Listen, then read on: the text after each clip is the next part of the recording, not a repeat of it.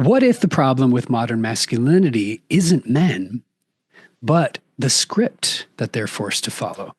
In For the Love of Men, Liz Plank unpacks the quiet crisis of modern masculinity with compassion, research, and a much needed invitation for men to reclaim their full humanity. Yes, soft side included. Let's dive in. The book is For the Love of Men, From Toxic to More Mindful Masculinity by author Liz Plank. The plot and purpose of the book is to explore toxic masculinity and see if there's ways that we could be more mindful, not only as men, but just as a society. This almost falls into a self-help. As a guy, it was interesting to read through these essays and sort of the examinations and critiques of our current culture and society, not just in America, but worldwide. And the overall vibe of it was actually very much like reading something from a good friend or a really insightful speaker. Friendly, warm, kind of had like a magazine vibe too. Like I know that Liz, the author, she writes a lot for magazines, which had an influence on this definitely. I would recommend that most people read this. It's a really good dive into exploring kind of how we've gotten to where we are as a society with our views of masculine and views of feminine, and kind of like how she does a really nice job of kind of exploring how we got here, the effects of it. And it's a lot of it is really backed by research, which I was a big fan of. I can't really think of a good reason not to read the book. The people, though, that I know that will likely avoid the book and won't read it are probably the ones, isn't this always the case, that need to read it the most? The people that I know of from my own experience growing up and just in life that would not like this book are extremely right-wing, unfortunately religious individuals who they see men as having to fit into this mold of being one thing that they've read, and they're not willing to like look at the impact on like mental health and the impacts that this would have on a person in current scientific findings, but rather clinging to a very antiquated, very like rigid, like this is what men must do, without really diving into and exploring other options and understanding history, yada, yada, yada. Do I have strong opinions about this? Heck yes. Hey, if you're getting anything out of this review, would you like, comment, subscribe? It means a lot to me, so thanks in advance. A piece of research that I really found intriguing was she mentions and she cites a study that happened with young girls and young boys, and how even from like the age of like 2 or 3, boys, like their emotional life is started to stunt like compared to girls. And before that, there's like a lot of like boys are able to express themselves, but then like society, parents, and pressures, they start to stunt boys in being able to express their emotions. We know now, we may have not known this 50 years ago, but we know now that pushing your emotions down and not expressing them is so unhealthy. There's that expression, be a man. It's so unhealthy. Actually, how about if be a man means express all of your emotions and learn how to harness them, learn to process them, and learn to move forward?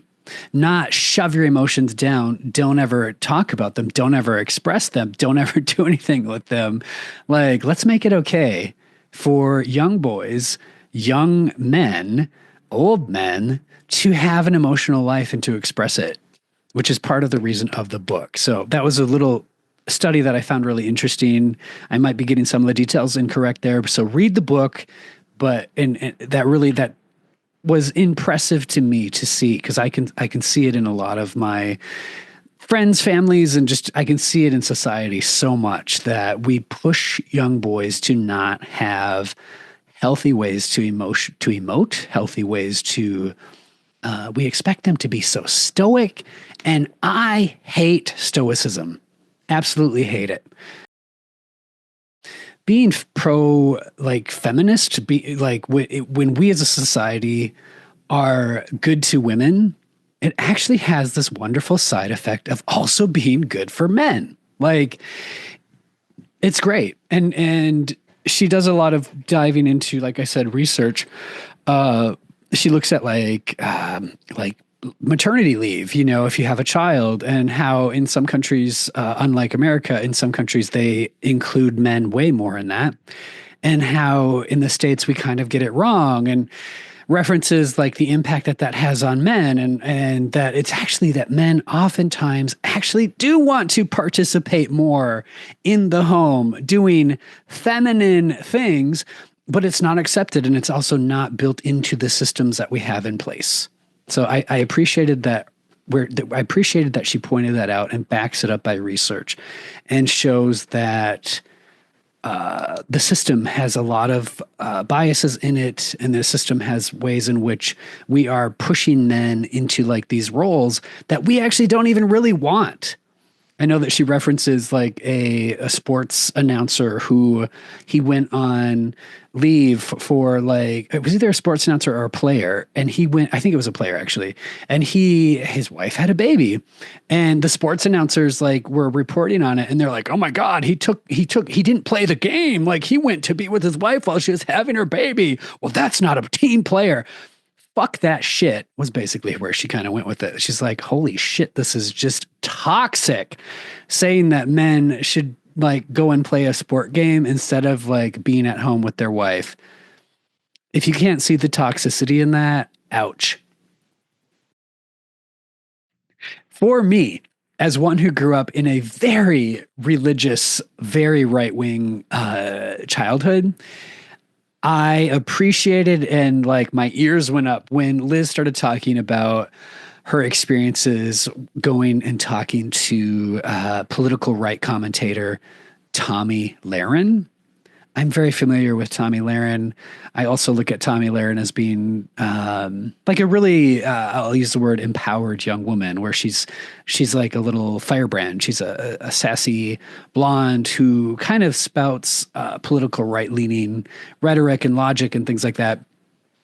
But I love that Liz sort of like talks about what that looks like. And like she had an interview with Tommy Lahren and how that interview unfolded and where it went. Personal take: Tommy Lahren and many social commentators that lean politically right or even extremely politically left, I don't know all the time how much they actually believe what they're spouting, or if they're just like on the bandwagon and that's what they're doing. I would hope and wish for someone like Tommy Lahren to actually stop, pause, think about it, and do a little like, wait a minute, just because I want this thing, you know, specifically they're talking in her interview with Tommy Lahren, they were talking about like, oh, the dynamic of like if Tommy had a boyfriend and what that would look like. And Tommy's like, I need a man, you know, and basically like a man who's like toxic and yada, yada, yada, for all the reasons why. I wonder though, as one who's familiar with Tommy and as one who's familiar with the religious right, if Tommy was to experience a man who actually was really well-rounded and in touch and able to express his softer side, his emotions, I wonder if Tommy doesn't realize that actually Tommy herself is like this super strong backboned, like firecracker. And she likely needs another super strong firecracker of a man. And that all of these things can exist together. You can have a firecracker of a man who also is like really sensitive and really in tune with like his surroundings and emotionally intelligent and able to be soft and kind and all of the things, and to care for a woman and to care for men. Not just like this toxic version of like white knight who's going to take, you know what you get what I'm saying. And that's where I feel like people on the political right get it so twisted and weird, because they're following the Bible, which has some really good insight into it, but it is so hyper masculine and so misogynistic. And if we don't acknowledge that, and you don't acknowledge those things, and you just take it all, I think you're going to damage not only yourself, but people around you, especially if you have kids. I'm veering off topic though. Um, One of the little things that I really appreciated that Liz cites and she kind of acknowledges is the fact that marriages seem to have a hard time, male female marriages, and there seems to be so much toxic masculinity, and we see marriages falling apart, and we see women going off and like not getting married much these days. And she talks about in queer couples where we see marriages, is there divorce? Sure. Yet there seems to be a little bit more of an equitable spreading out of like duties, like household duties amongst people that are queer. And part of that, she kind of equates to the fact that people that are queer don't have the script that has been handed down from their parents, from their parents' parents, from the, and society kind of has had to grapple with that a little bit where it's like, oh, these things don't quite have a script. So people like myself who are queer, we have to write our own script. And I appreciate that she just acknowledges that. And she's like, actually, we can look to people that are queer and see how they're communicating with each other. And it can actually help straight couples too. More communication, more talking about how are we going to handle these chores? How are we going to handle household duties? What does that look like? Yeah, it was a surprise for me in that way. And I appreciated it. So thanks, Liz. My final rating, if it isn't already apparent, I would give this, I'm going to say 4.5 stars out of 5. There just was a little bit of a piece in it where I was like, there was a couple of moments where some of the stuff I wished was just had a little bit more research towards her own experiences. Not totally knocking that. I'm just pointing it out. So 4 out of 5 stars. And I would recommend this book. I would definitely recommend this book to friends and especially family. I know that a lot of people in my family will not read this book, but I would definitely recommend it to young men and old men and just men in general to take a look at this and to see how your life has been shaped by external sources. And hopefully you can tap back into who you actually are. Question for viewers. Do you think that there's a problem with masculinity today? Do you think we need to go backwards in time to a time when we were a little bit more stoic with men? Or do you think that we need to go forward? I'm just curious. Let me know in the comments. Hey, thanks so much for making it through the review. I have a few more to check out, so keep on watching. Thanks.